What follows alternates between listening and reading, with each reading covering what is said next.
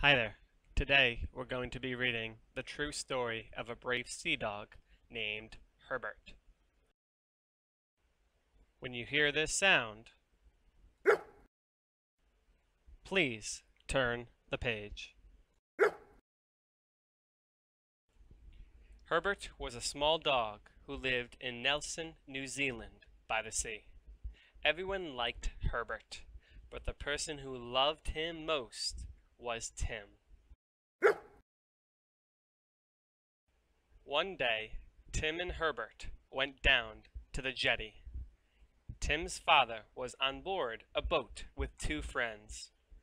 They were going to a cottage in the Marlborough Sounds. With a bound, Herbert leaped onto the boat with them. Tim wished he could go too, but he and his mother were traveling to the cottage by road. His dad said, "The waters in French Pass are treacherous, and there are deadly whirlpools. It is no place for a child."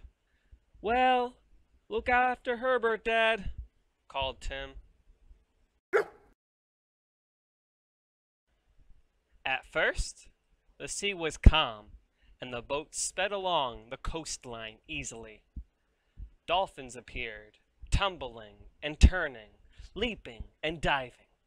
Herbert was so excited that he ran from one side of the boat to the other, wagging his tail and barking. But the fine weather didn't last. Without warning, a strong wind swept down from the hills, whipping up the waves. The boat began to pitch and toss. The dolphins disappeared. Dark clouds hid the sun. Rain and waves beat against the boat. All signs of land disappeared. The boat had to get through French Pass before the tide turned. Now the men had only their compass to guide them.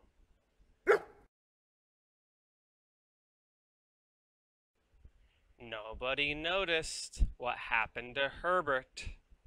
Nobody saw him lose his balance and fall into the sea. He tried to bark, but nobody heard him. Herbert paddled after the boat, but it was already far away. The waves were like mountains. He struggled up one side and down the other with the wind in his face.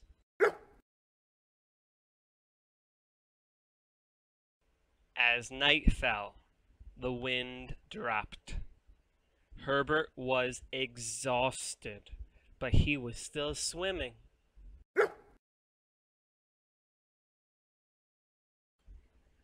When the boat was safely through French Pass, the men looked at one another. "Where's Herbert?" one of them asked. "Herbert!" shouted Tim's dad. "Where are you?" They searched the boat from stem to stern. "He's fallen overboard. We have to go back," Tim's dad said. "We can't go back. The tide's turned," said one of the men. "We'll never get through the pass."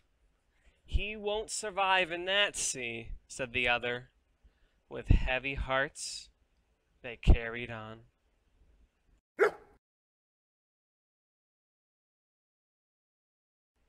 It was late when they reached the jetty by the cottage. Tim, his mother, and their friends were anxiously waiting. The dreadful news had to be told. Tim cried and cried. "He's alive," he said. "I know he's alive. We must go back." His dad tried to explain about the tides. "And it's dark, Tim." But Tim wouldn't give up. "He's alive. I know it."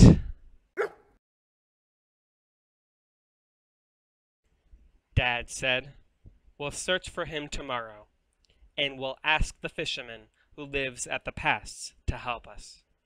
He knows the area like the back of his hand. Go to sleep now, Tim. But Tim could not sleep. The next morning, at first light, Tim and his dad set off with the fisherman in his boat. The storm was over. The sea was cold and empty. Tim searched with tears in his eyes. He said to his dad, "This will be the worst or the best day of my life."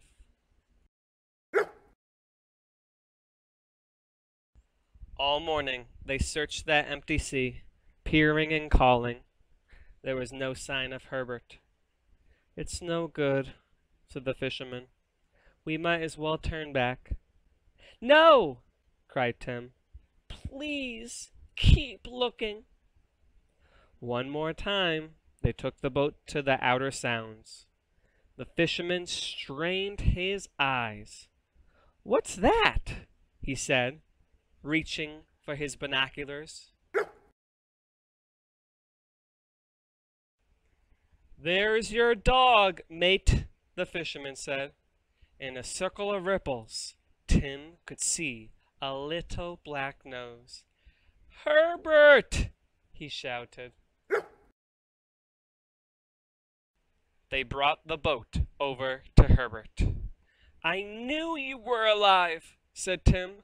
"I just knew it." The fisherman scooped Herbert out of the water. Herbert lay on the deck without making a sound. Tim gently wrapped him in a blanket and held him tight.